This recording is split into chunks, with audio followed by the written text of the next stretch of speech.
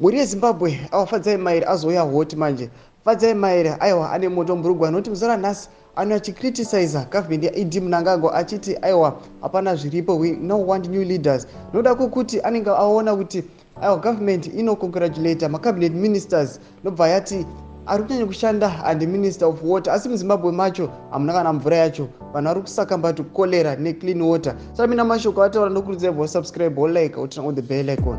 Tambochana updates anokupa pano paZim News Live. Lotana achiti today the government took the morning out to give the performance awards to the best performing cabinet ministers. According to their adjudication, the best minister is the Minister of Water, who has the duty to make water available for domestic and industrial use in terms of Water Act. Zimbabwe has a water crisis so bad we are dealing with from deadly water crisis.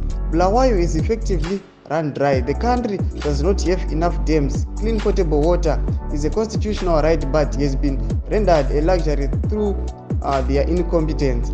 Even in the capital, bathing with a bucket has become the norm. We need new leaders. No mashoko anatagwa pana Fadzai Mahere achiti aiwa chii chakadaro kuti vanouya achicongratulate minister wewater nokuda kwokuti ndiye ari kunzi kunyanya kushanda nesimba, asi munyika macho mvura yacho aiwa itori sikasi chaicho. Muri Zimbabwe tiudzei unoti kudii pamusoro mashoko atakwa naFadzai Mahere. Pinde mucomment section medu musangana kusubscribe, kulike, and turn on the bell icon. Torambochana updates andokupa pano paZim News Live.